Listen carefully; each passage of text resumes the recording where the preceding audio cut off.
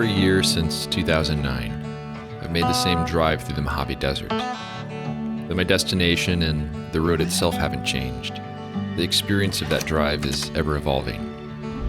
I've seen buildings fall into ruin along the highway and others spring up from the barren desert floor. In this day and age when photographers become world travelers and visit exotic locations, it might seem strange to visit the same place year after year, but I find comfort in that. Visiting Zion is like visiting a friend, catching up, hearing stories about the old days, and seeing how we both have changed.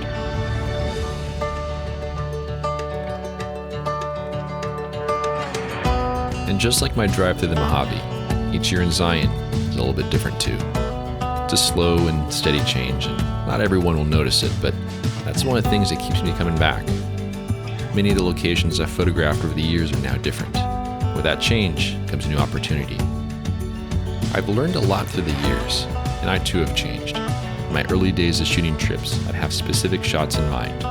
They served only as blinders and didn't allow me to fully observe the world around me. I've since learned that it's best to go into a trip with an open mind, to be inspired by what I see. It can be difficult at times, but if you give it a chance, you might be surprised at what's hidden in plain sight.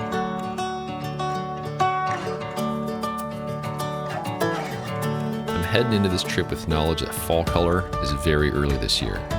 The last time this happened in Zion was in 2013. The early color meant I had to work much harder than previous years, but all that work paid off. And that was a year I captured one of my favorite all-time photos from Zion. And though it's easy to see the early fall color as a bad thing, it too is an opportunity. It's an opportunity to see new and different subjects, just so long as I'm willing to find them. It's a lot of work, but that's why I'm here. This is a story of my fall of 2017 trip to Zion National Park. So I took the shuttle into the main canyon, and man, fall color is very, very early this year. I knew it was gonna be early, but today's October 26th, and I'd say the fall color we're getting right now is typically something that happened more like, I don't know, like November 6th, November 7th, somewhere in that range. And since I have a bit of limited time here at the maples before all the leaves fall off, I returned to a composition I'd set up many, many years ago. And it's this rock back here kind of surrounded by these really cool trees.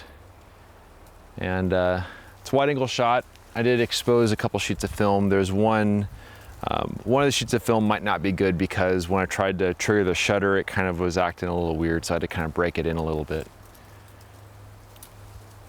But it's kind of weird to be here right now, I gotta say. It's kind of a little bit of a weird feeling, just because I'm here, but I feel like, you know, I'm a little late here in some ways. And there'll be plenty of things to shoot as the leaves are kind of flying off the trees right now. There'll be plenty of things here to shoot, but I really have to take my time to kind of wander around, find some subjects that really stand out to me. Because seriously, these leaves are gonna be gone in like a few days at this rate. I mean, check that out back behind me there. So anyways, I'm glad to be here in Zion. Pretty awesome as always, but got to come up with a plan, got to stick to the plan, and we'll see what happens. All right, I'm back at camp for now, and it's been a really long day, like a really long day. I mean, I started with my alarm going off at 3 in the morning, and it's about an 8-hour drive to get here, and then I felt kind of rushed, just from the standpoint that I grabbed my camera, I head back into the main canyon because I knew that the fall color is on a really short fuse and it's gonna be gone pretty soon. And there is a composition that I had tried in years past, so there's some stuff I didn't like about it in the past, but I knew that that would be a go-to shot. I can go there and kind of try and kind of at least get something. But I think tomorrow morning I'm gonna head back to that same area.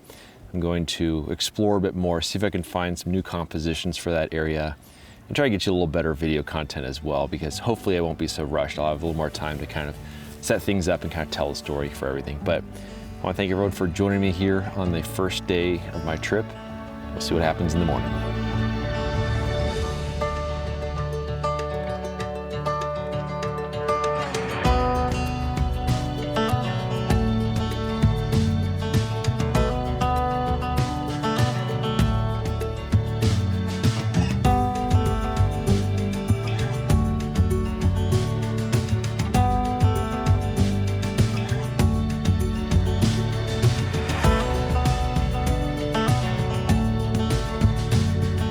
enjoy this ad-free content and want to help me live my dream, a voluntary contribution of just $24 a year helps keep my gas tank full and my film freezer stocked.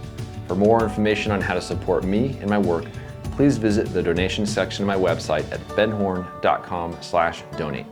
I also have prints and my 2017 portfolio box set available on my website. You can find a direct link down below in the show notes. Thanks in advance for your support.